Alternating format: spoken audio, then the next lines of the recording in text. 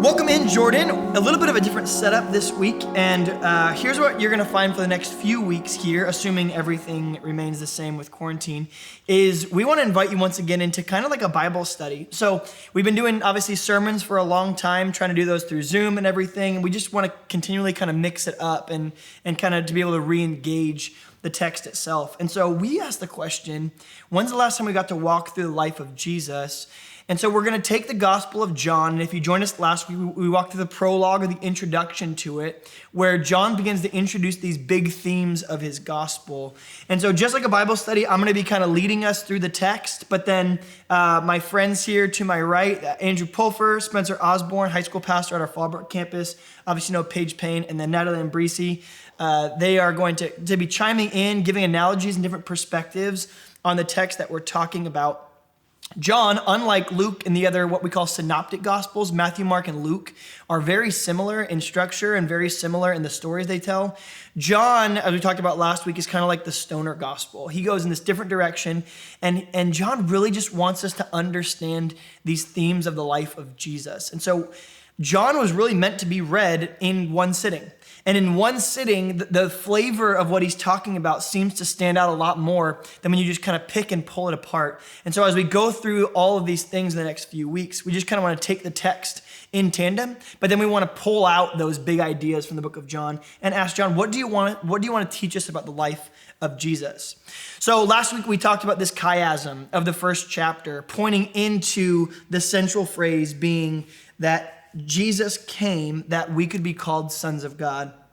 We're going to jump into chapter 2. Before we jump into chapter 2, one of the main themes of John is the idea of creation or of recreation. So how do we know that? Where have we already found a hint of creation language in John? What's the very first part of John talk about? Chapter 1. Right, which starts with how? Word becoming God. In the beginning. Yeah, good. It alludes to in the beginningness. So John already wants us to be thinking about creation things. And then he starts to pivot and says, not only was God of creation, Jesus the God of creation, he was with God in the beginning, John 1 says, but he's also the God of recreation, of bringing in new things and new ideas.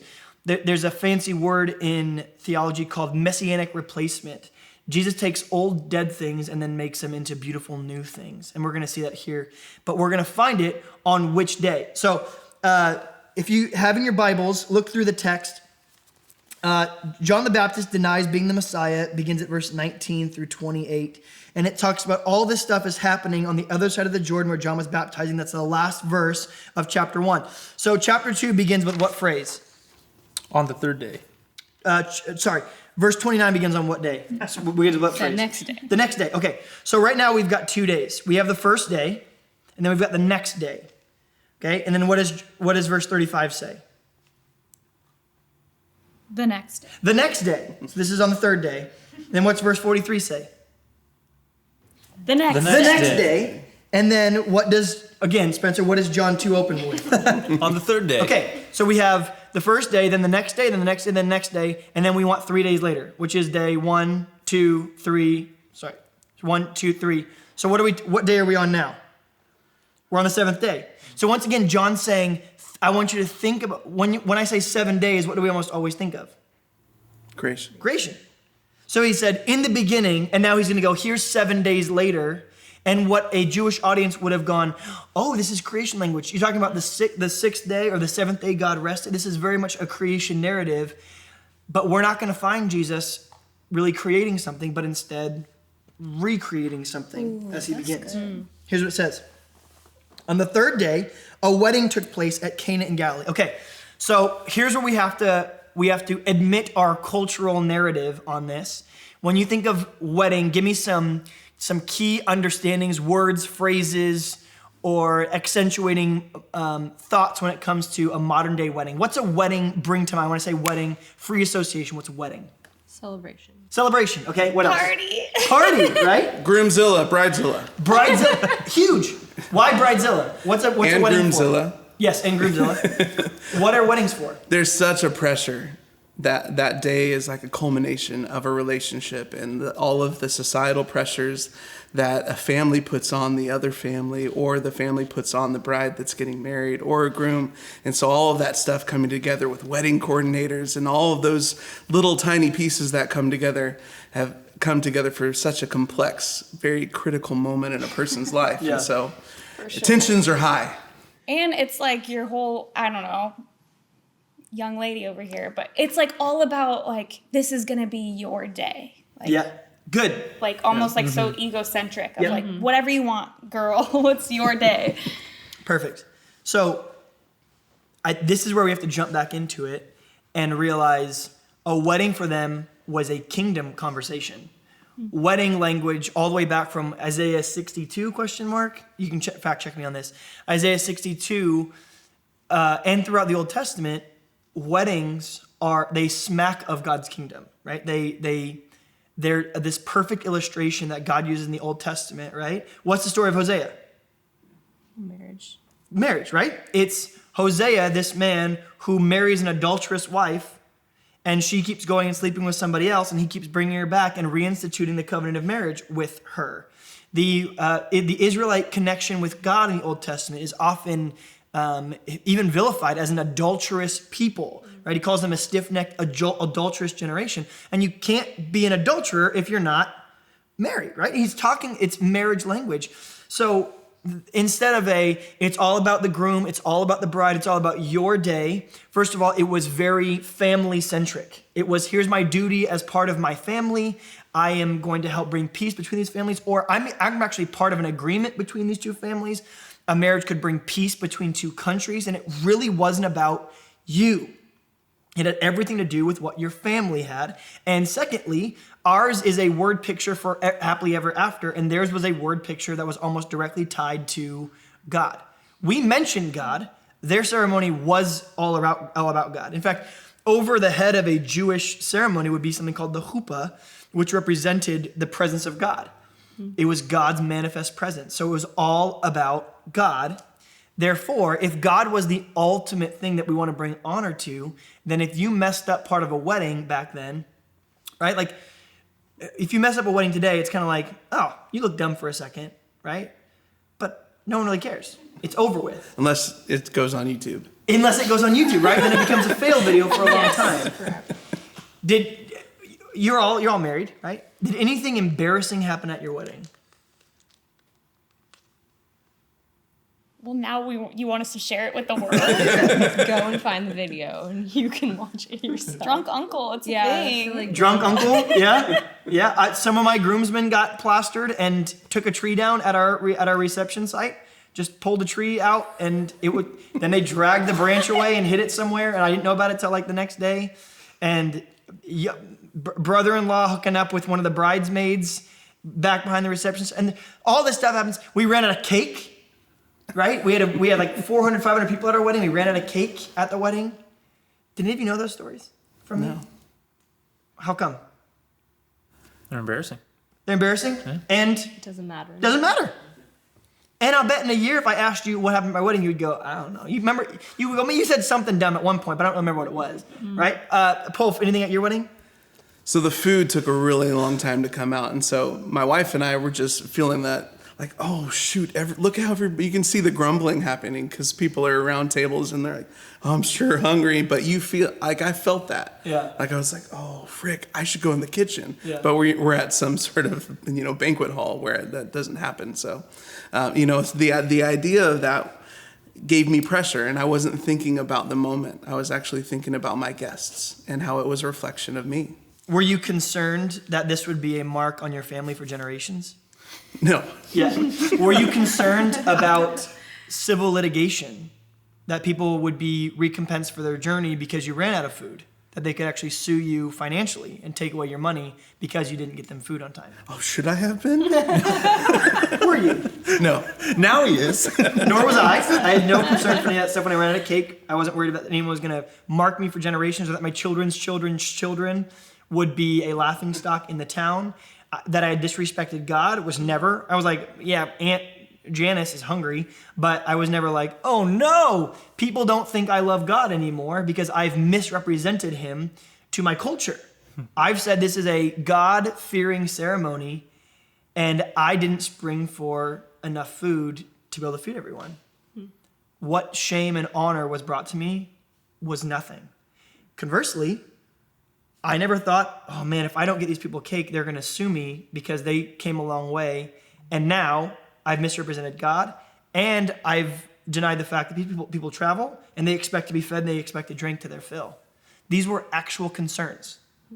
In fact, you read some early manuscripts when it comes to the original rabbis, and there was license to sue someone who didn't have enough wine. You could be, if you were too poor to afford wine, you could then be sued for not having enough wine and get your house taken away. So this is kind of the context of this wedding at Cana that we have to dive in there first. Otherwise, it's just this fun story that Jesus shows up to and he's like, y'all ready? See that water? And then there's all this wine. We have to jump into a shame and honor culture and think to ourselves, what would it be like for me to sit in a culture with all these things on the forefront of my mind and have the servant come to me and say, we're out of wine? How big that moment was. And so let's jump in and let's read it. On the third day, which is day 7. Okay, we see this God of creation, this theme of creation. A wedding took place at Cana in Galilee. So there's going to be this back and forth in Jesus' life that he's always going to experience much more reception and kindness and understanding in Galilee, and he's going to face oppression and conflict in Judea or Jerusalem. So that's an ongoing theme of John 2. The Galileans and the simple folk receive him with open arms, and the religious elite in Judea are in confrontation with him. Jesus' mother was there, and as tradition has it, Jesus was the aunt of the bride. She's the bride's aunt, or an aunt of the aunt, whatever it is. Anyway, so tradition is that this isn't a family friend for Jesus. This isn't a family friend for Mary. This is family. And in their culture, if you bring shame to my family and I'm part of your family, guess who else gets shame? Me. So keep that in mind. Jesus and his disciples has also been invited to the wedding. When the wine was gone, Jesus' mother said to him, they have no more wine. So knowing the cultural pressure, knowing the stigma, knowing all this stuff, how could you allow wine to run out? Why would you allow wine to run out? Couldn't afford it. You're poor. You didn't have money. For sure. You might have sold everything you could in order to make sure you have a chuppah, make sure you have food for the guests, and you sold everything else, and then you just went, I hope some people don't show up.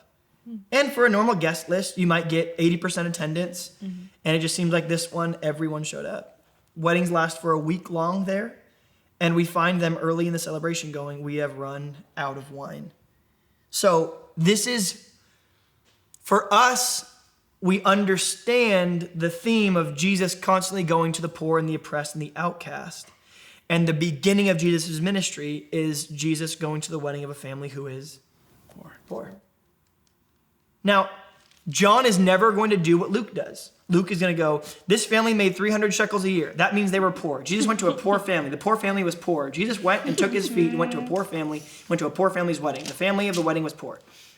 John goes, this family ran out of wine and everyone have gone, oh, so they're poor. See, John always, he slips it in there. And if you don't get it in context, you're just going to go, oh, maybe they miscounted. So Jesus' mother says to him, they have no more wine. Okay, this is going back to Zephaniah chapter 3. It talks about if you run out of wine, you bring shame to your family. Okay, continuing. Woman, Jesus responds, which was a very cordial, kind way to reference someone back then. Woman, it's the same thing that he calls his mom when he's on the cross. Woman, why do you involve me? Okay, I think the better Greek translation there is, explain to me what this has to do with me. Jesus replied, my hour has not yet come. Okay, so think about that language as obviously a row of pastors. My time has not yet come. When does Jesus say that his hour has come or his time has come? What's that a direct reference to? The crucifixion. So we'll find this over and over in the Gospel of John, that it seems like people are talking about simpler things, and Jesus goes, he makes it really intense all of a sudden, right? She goes, we're out of wine. What does that have to do with me? It's not time for me to die yet. Everyone's like, what? He's walking to the cross. The hour has come for someone to betray me. His crucifixion has started. So, but here's what Jesus is saying. He's missional, his whole ministry. He says, my time to die is not yet. So then I don't know what this next moment is. His mother said to the servants, do whatever he tells you. So does Mary just give him like the look, right? Y'all got a mom who can give you the look? Got a dad who can give you the look? Someone who can give you the look? And so does Jesus get knocked out of his traditional training right here? Does he get knocked into public ministry right here because of this moment? Was this a preordained moment? Or was it Mary's call? Was it Mary's call from the beginning that Mary's going to tell you, Jesus, when your time has come? And I wonder if maybe through tears she just looks at him and she goes, this is it. And Jesus' response is it time for me to die? And Mary goes, looks at the servants and says, do whatever he says. Oh. Does Mary know that he's the Messiah? Yes. Yeah. Does Mary know that he has come to die? She's familiar with the Old Testament. From pregnancy. The suffering servant, Isaiah 53, she knows. So I wonder, after 30 years, if she finally biting her lip and looking at him going, yeah, it starts now. And it doesn't start now because she needs a party trick. It starts now because the lack of wine's about to bring dishonor on their whole family, shame on their whole family. He's already from Nazareth. He's already part of a carpenter's family. And so she says, would you remove the shame from my life? Would you prevent it? It's so interesting. I grew up believing that this was such a trivial way to begin a ministry, but with that understanding, just is oh, this is the beginning of the process. And what a beautiful way with a wedding to begin that, and the understanding of what a wedding means to us as Christians. Yeah. And think Ephesians 5, right? What are we to Christ? The bride. Yeah, we're the bride. The church is his bride. And he begins at a wedding where he takes something old and unusable and fairly worthless, and then he brings in new wine, right? I love that song. Jesus, make new wine out of me, bring forth new things. Even later on in the scriptures, Jesus is going to repeatedly say, do not try to put new wine into old wineskins. Jesus says, I've come to bring something new. This is the idea of recreation. Nearby stood 6 stone water jars, the kind used by Jews for ceremonial washing, each one holding 20 to 30 gallons. So we're talking about 120 to 180 gallons of water here. Have you ever seen 180 gallons of wine anywhere? This is another theme in John's gospel. Another theme in John's gospel is not it's sufficient, it's that it's abundant. Mm-hmm. It's not that Christ's grace for us is simply sufficient, it's that it's also abundant. Wine has already been served. They ran out of it. Right. So there has been wine already. Right. And he's God. He could have simply gone, I know exactly how much all of you are going to drink. Or he could have shut up the desires of all the people and said, they actually don't want wine anymore. And to the person, everyone would have said, no more wine for me, please. Star Wars. Right. And he could have gone, I know exactly what you're going to drink. Or he could have just filled their cup to exactly what they would have needed. But instead he makes 180 gallons. This is also a reference to an Old Testament prophecy that when the Messiah comes, wine will flow from the hilltops. It says that everyone will have an abundance. This is Amos chapter 9, Zephaniah chapter 3, like we were talking about earlier. It talks about one of the signs of the coming Messiah is going to be that wine will flow, and it'll be an abundance, right? It says it'll flow from the hilltops, right? So when you say wine is flowing from the hilltops, if you pour your hydro flask of wine at the top of the hill, no one goes, oh, it flows abundantly. But you pour 180 gallons of it, and you go, there's a small avalanche of wine coming at me. He said to the servants, fill the jars with water. So they filled them to the brim. Then he told them, now draw some out and take it to the master of the banquet. They did so. And the master of the banquet tasted the water that had been turned into wine. He did not realize where it had come from. This is a beautiful picture of what? The master of the banquet, the one in charge of the ceremony, doesn't even know where the wine has come from. What's Jesus modeling for us? Servant. Servant. What kind of servant? What kind of service? That sacrifice one, one not done in public. Yeah. What happens the moment that it gets out of this wedding that these 6 stone water jars have been turned to wine? Whose day is it then? What changes? It's all about Jesus. Everyone goes, excuse me, what? Everyone at the whole ceremony goes, what happened? Jesus goes, he brings the servants together who aren't even allowed to talk to the guests. Doesn't even tell the master of the banquet. His mom knows. The servants know. Later on, I think the disciples are going to find out. But in the moment, I love Jesus who just sits there in the corner going, this isn't my day. I'm going to serve everyone here and they're going to have no clue. And that's the story of the cross. I'm going to serve everyone. Some of you guys, if you're willing to be servants, you're going to get to participate in the miracle. But I've done something for you that you might never see. Because you don't want to see. You're drinking and you're eating and you're partying and doing all this stuff. And again, I'm not like going against drinking. I'm just saying it's like the indulgence of the world while the king sits in the corner, who is the point of everyone's story, changing water to wine, and everyone's just going, wine, great. They drink in the compassion. They drink in the patience of God. They drink in the gifts of family and friendship and love and unity or whatever it might be that we experience even in our world, but they take it for granted and they just simply go, this tastes so good. They never ask, where did this come from? Who's the source of this stuff? Because they don't worship. They are served and they never take the role of a servant. The giver is so much more fascinating than the things that we're like fascinated by. And to his glory and his example, we see how we are to serve, and how we are to be a light and salt into this world. But I love that Jesus establishes himself as a suffering servant already in this moment. It's beautiful.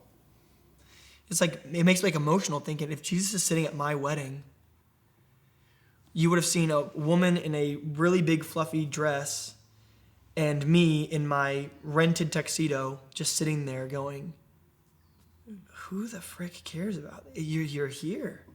How are you here? Teach me. And Jesus behind the scenes allows it to be someone else's day. That's so powerful. They did so. When the master of the banquet tasted the wine that had been water that turned to wine, he did not realize where it came from, though the servants who had drawn the water knew. Then he called the bridegroom aside and he said, everyone brings out the choice wine first and the cheaper wine after everyone has had too much to drink. But you save the best till now, right? When everyone's drunk, they go, I don't care, just keep my buzz going. But when when I worked at Olive Garden, you wanted people to drink wine. Wine pairs good with especially really fatty foods like Italian food, right? If you get like a fettuccine Alfredo, wine cleanses the palate because it's acidic and it cleans off all of the base of the Alfredo. And so it's almost like every bite is your first bite because the first bite is where your senses are most attuned. Once your tongue's kind of been covered and your mouth has, it almost seemed like redundancy. And so he says, most people, you get everyone just a taste of the best wine. Then once their palate has been covered, then you bring out garbage wine, the kind that's just supposed to get you wasted, right? And so some people will be like, oh no, Jesus would never serve wine. It's like, but look, he's talking about everyone drinking too much. If this is grape juice, why would it matter how much they drank, right? Like a sugar high, a sugar crash. Jesus he's going, I want to provide wine for people. I want them to experience it. I want them to understand it. So he's not even being legalistic in that.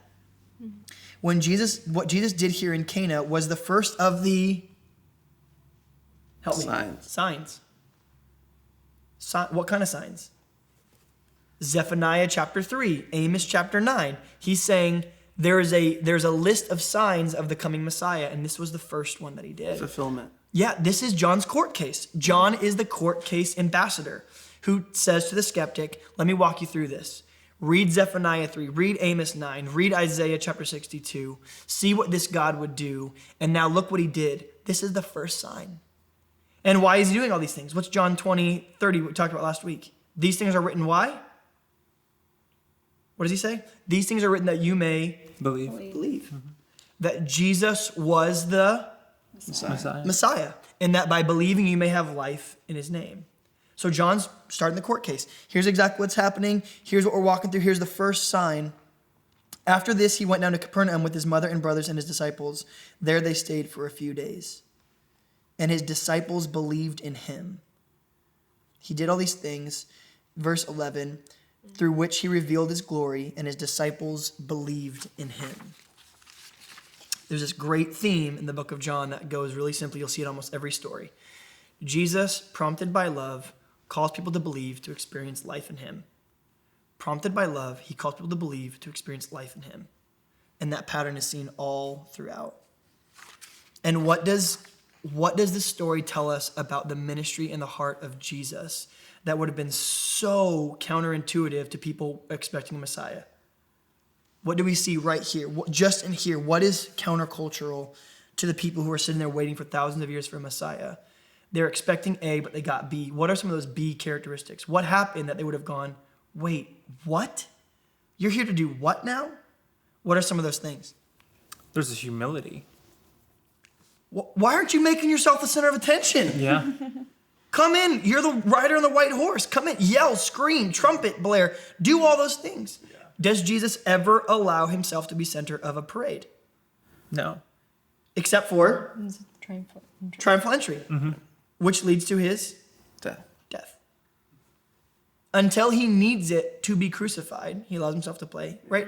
He heals people, and he heals the demoniac, and he tells him what?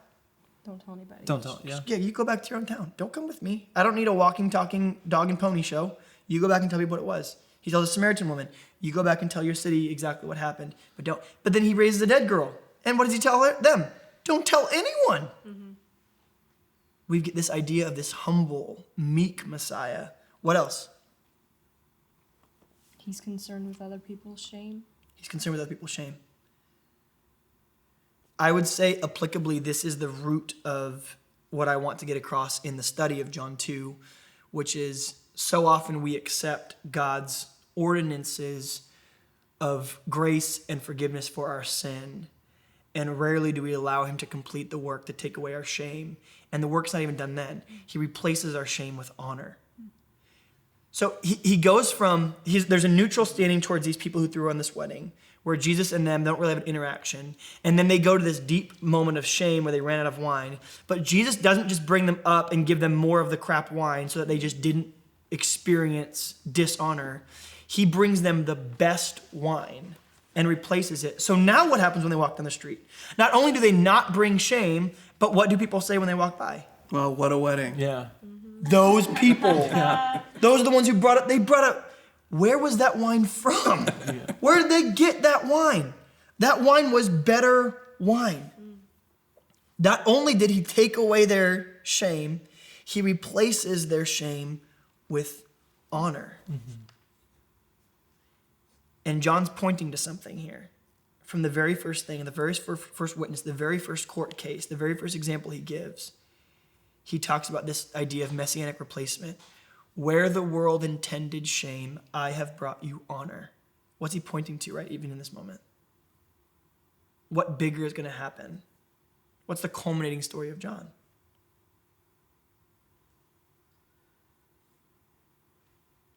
Jesus experiences what? Ultimate humiliation on the cross. Yes. Something that was our shame. He made his shame so that we can have his honor. It's like John is trying to talk to us as a 21st century audience and say, look how willing Jesus was to unspokenly take away your shame and give you honor. To who? Random people, maybe a family friend, maybe a distant relative.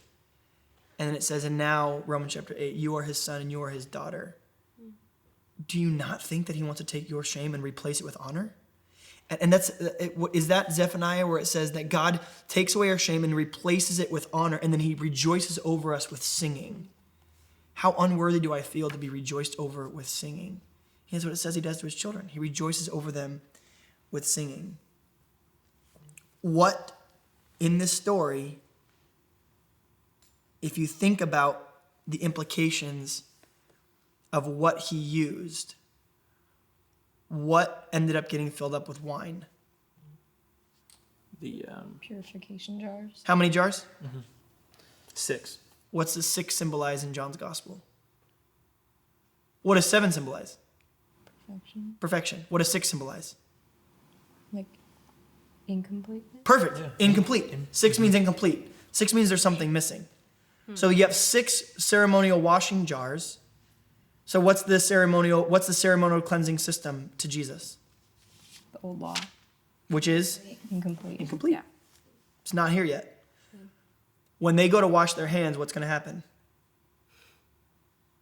Now, they're not washing their hands because they were dirty. But before every course, you would have to get up and wash your hands again and re-purify yourself. What's gone now? The water's gone. What's Jesus doing? Sitting in the corner also going, Yes. where's your old system now? Yeah.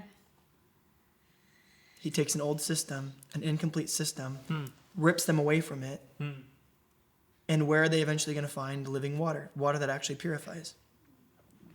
Give me 2 chapters and we'll find out. Where he says, let me tell you what living water looks like. The old system of cleansing is now gone. Jesus takes away our shame.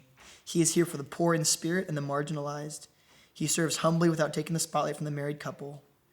And I love the dichotomy of the last phrases about wine. What's the first thing that's said about wine in the chapter? They have no more wine. And what's the last thing that's said about wine?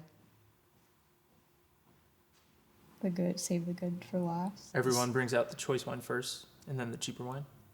But You've brought out the best. good stuff, yeah, at the end. There is no wine. This is the best wine. Yeah, I love that. From out to more than enough. Yep. And again, this is speaking not just to the bankruptcy of Israel, but the bankruptcy of our own souls. You got nothing. Shame is coming. Dishonor is coming. Your incomplete system of how good you are, how powerful you are, how popular you are, it's broken. And Jesus replaces it not with sufficient wine, but with abundant wine, choice wine, best wine.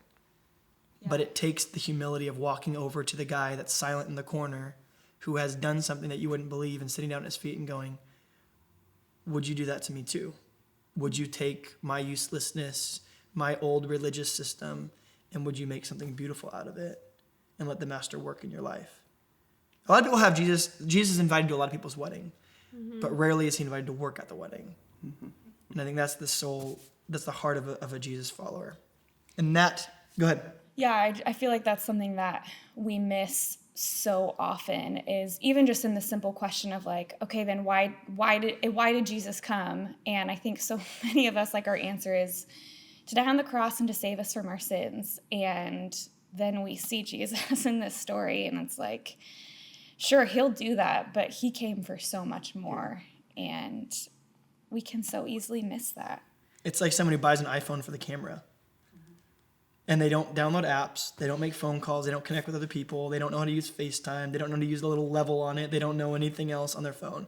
They just go, it's a really expensive camera. And if Jesus came and died just to take away our sin, it's amazing and it's powerful. But there's a lot more there that he's invited us to walk in, which is what John calls again and again, life. Come experience life. Get it, your sins are taken away for sure, but come experience life, abundant life. That's John chapter 2, introducing this theme that John's going to have of taking away shame and replacing it with honor. And next week, we're going to be continuing where we talk about this guy coming under the cloak of darkness to ask these really important questions about what this new system implies for us as people and for them back then. Jordan, we love you. Thank you guys to our panel for coming in and walking through this study with us. See you guys next time.